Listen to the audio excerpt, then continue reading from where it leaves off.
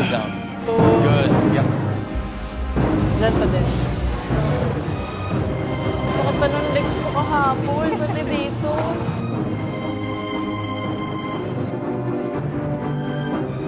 It was only 4 sets.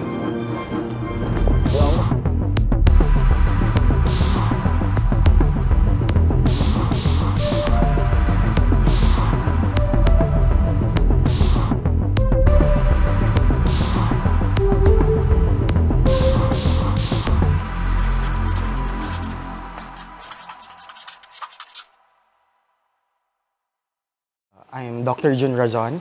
I'm a palliative care specialist and I'm 39 years old. I do cancer pain management and specialist palliative care. So mostly my patients are cancer patients, demented patients, or patients with end-stage organ diseases like those with liver failure and renal failure. I chose palliative care primarily because there's a big gap in terms of providing care for those patients who are entering the last few years of their lives. So I guess there are lots of things that we could do, especially in patients who are about to die, in patients with severe pain. So the goal is to alleviate their symptoms and their suffering. As a doctor, I'm really on my toes 24/7 because I do a lot of clinical work. So I work in the hospital, I provide care to those inpatients, but aside from that, I do also home care. So it's really a 24/7 job, and being fit is really a challenge for us doctors. That's why I chose a gym, a facility that caters to 24/7 clients. So that's why I chose Surge. So when I was moving around Estancia, then pre-selling pa nun eh. So the lifestyle ambassador then offered a good rate. So that's why I enrolled in Surge. And when the Surge service started, I was really into group classes because I really need to do a lot of cardio also because I do rounds every day. I roam around the hospital, I do home care. So kailangan talaga malakas yung endurance ko. So I love the group classes because aside from my usual physical training, my PT sessions, the group class really enabled my heart to pump more. Kasi sa physical training ko, sa PT ko, talagang more of muscle building eh. Pero doon sa group classes, endurance training naman, HIIT exercises, tapos very fun siya kasi nga iba-iba. 10.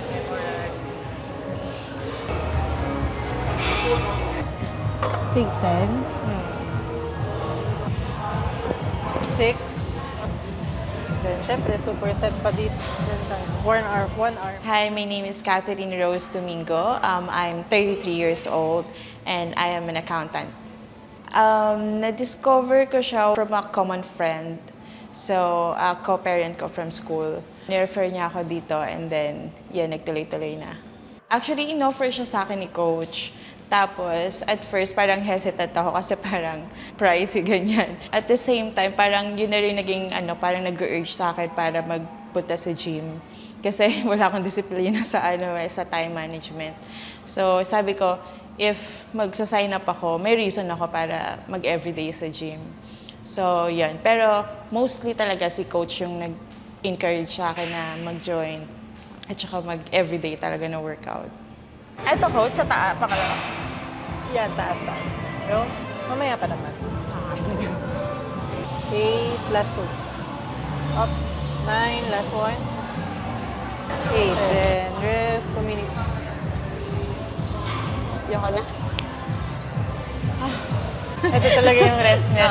Super dull everyday lifestyle ko before. Kasi since I'm a work from home mom, and everyday lang ako nasa, 8 hours or more than 10 hours on a sitting position, tas working lang. Sobrang wala akong ginagawa din. Ang reason ko lang tumayo is kung magsa-CR, magluluto, or asikaso ng kids. Before kasi, can you imagine, I'm only weighing 50 kilos before. That was before I got pregnant. Parang after nun, wala na akong time, hindi na ako nagkaroon ng time to lose weight kasi they're all breastfeeding and then they're all clingy sa akin. So, wala talaga akong time para mag-lose weight, mag-physical activity. Then, alam mo yung tipong kahit bubuhat ng timbang may tubig, sobrang mararamdaman mo yung opera mo. So, talagang wala talaga, hindi talaga ako nagkaroon ng chance para mag-workout or physical activity talaga. Kaya, siguro ito na yung time, this year talaga, since my dad passed away na rin kasi last year due to some certain health conditions, which is genetic. So, sabi nga nila, parang if you want makita yung progress ng anak mo pero hindi mo hindi mo inaalagaan yung sarili mo. So, paano mo sila mawi-witness when they grow up, diba? So, ako, yun yung parang ginugol ko this year na gusto ko maging healthy lifestyle para makasabay ako sa kanila.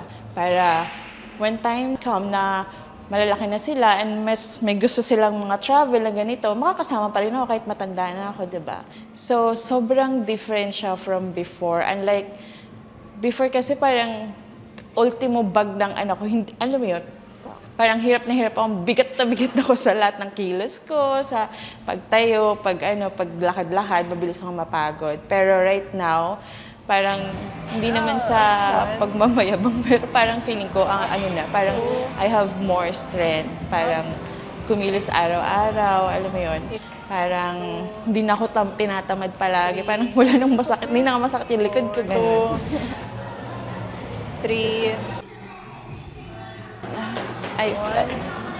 Hello, my name is Bien Rivera. I am an event director and I am 48 years old.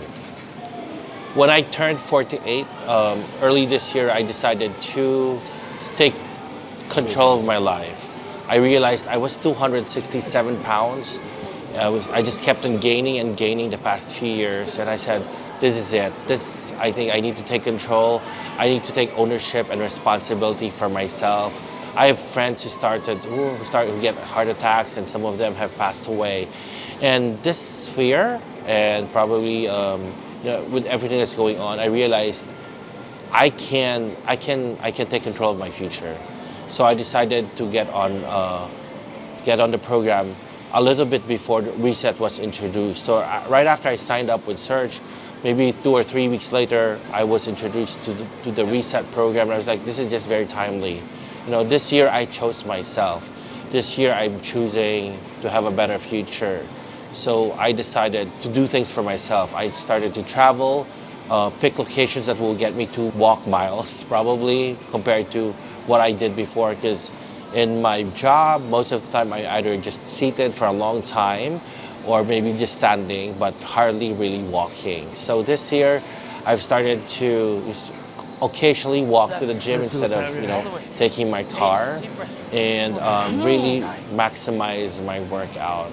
And hopefully, I think the Reset program is added motivation for me.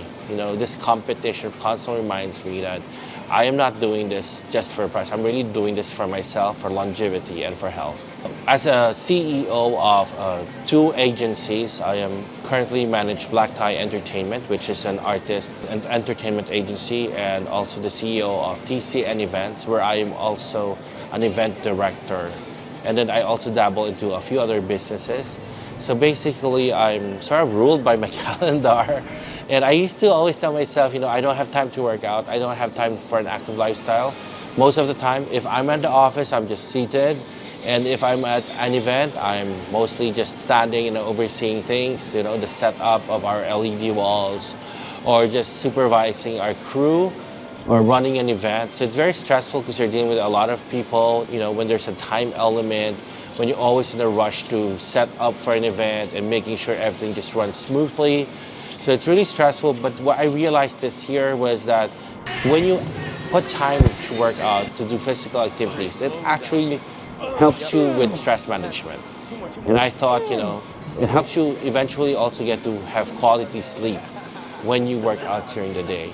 So it's now integrated into my life. Elbows were kind of, when you raised your elbows were kind of down here. Okay. Try have them, like you want your elbow to kind of be level with your shoulder once you have it up. That's it.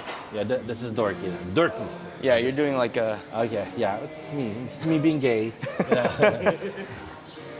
Actually, working out, nawawaglit kasi yung isip ko dun sa patients ko, sa problems ko. So parang this is a safe space for me to let loose lang parang hindi masyadong mag-isip. So I've built a good relationship with my coach. So aside from the workouts that we have, also parang nag-vent out din ako ng mga thoughts ko, ng mga experiences ko throughout the day. Kasi yung workout talaga namin medyo later sa gabi.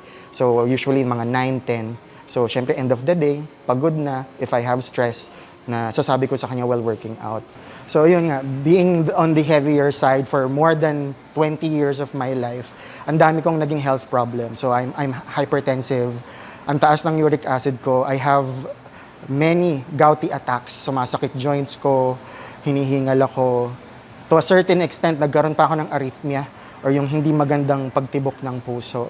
So it really triggered me to work out and to be healthier para syempre for longevity, to take care of more patients in the future.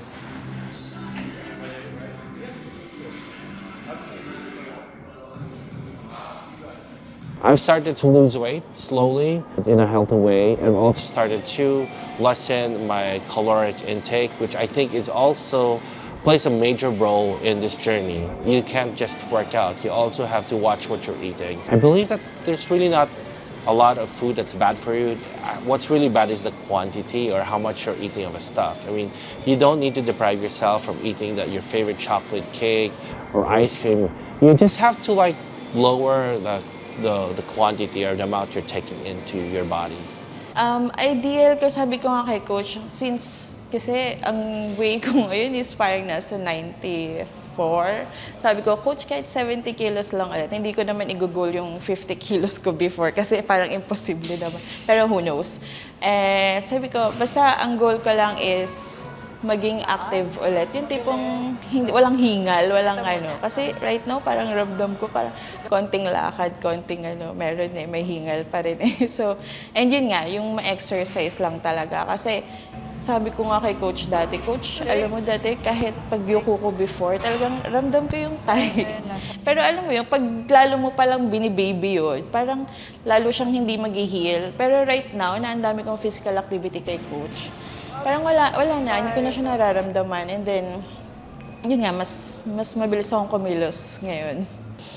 Before nga ako mag-join, parang bumili pa ako ng walking pad. Ang dami ko binibiling mga aparatos sa bahay. Pero parang hindi siya effective eh. Kasi parang hindi ko maramdaman yung environment where everyone is so active and willing to talaga. Siguro nasa environment din siya na parang kasi pag nasa bahay ka lang, parang nakakatamad talaga. Pero pag dito nga, as in, maganda naman yung ambience ng Surge. Actually, sa lahat nga ng napuntahan ko, ito yung pinakamagandang ambience. Tsaka friendly din yung mga tao, approachable din yung mga coach. Ayun, parang nakaka-encourage talaga siyang puntahan. Kahit na sabihin kong pag month end, kasi pag accountant ka, busy sobra. Pero ako talaga gumagawa ko ng way, at least 1 hour lang para sa session namin ni coach. Yun, talagang siguro disiplina lang sa sarili. Time management ba? Hanggang. Aray ko.